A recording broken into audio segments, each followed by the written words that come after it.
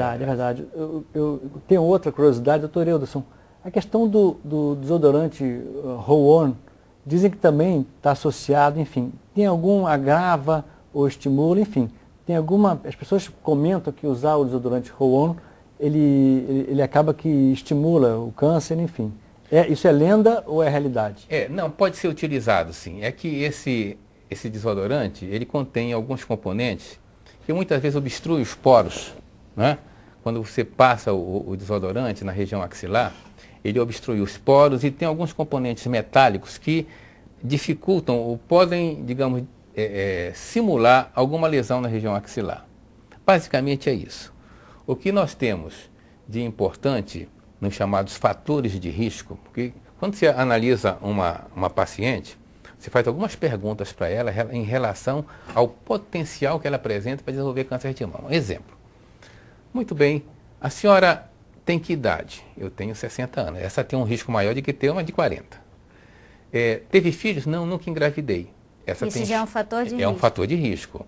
A paciente que tem uma prole grande tem um risco melhor, como se o sacrifício, né, ou o prazer de ter essa prole grande fosse, digamos, uma compensação em ela não ter câncer mamário. E isso está relacionado à questão da amamentação? Ou não tem nada a ver? A amamentação também, mas aí a relação mais estreita é com a produção de estrogênio. Hormonal. É, hormonal. Porque a mulher, quando engravida, suprime a produção de estrogênio.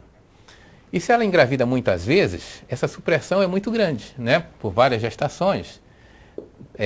Tanto durante o período de gestação quanto a amamentação, ela está, de certo modo, o estímulo do estrogênio na célula mamária é um estímulo que suprime. Então imagine, por exemplo, no nosso caso, eu sou de uma família de 9 irmãos. Dona Maria do Carmo, ela engravidou aos 15 anos. E foi uma gestação atrás da outra até completar os 9. Uhum. Admito que ela tenha menstruado em toda a sua vida umas 50, 60 vezes. Vamos colocar uma jornalista moderna que quer engravidar a partir dos 35 anos de idade. Essa é vista assim. Nos Estados Unidos publicaram, alguns anos atrás, fizeram uma publicação dizendo que a prótese, né, de silicone estaria, digamos, envolvida na gênese do câncer. O que se provou que não é verdade.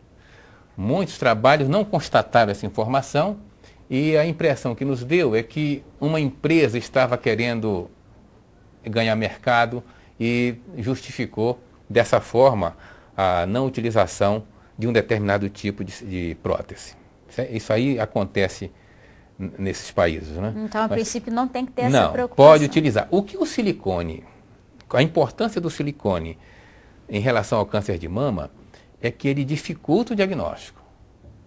É essa o que nós temos que ter em mente. Então, se a paciente já está predisposta a ter, aí fica mais difícil de confirmar ou não. Exatamente. Se é uma paciente que tem risco, a colocação do silicone tem que ser olhada com cautela, sobretudo aquela que tem risco familiar. Colocação da prótese simplesmente como a tentativa de se obter um resultado estético melhor, o aumento das mamas, ela tem que ser olhada sob essa ótica. Se for um paciente que tem um risco normal, pode ser utilizado, tendo-se em conta que haverá uma dificuldade maior de se diagnosticar. Uhum.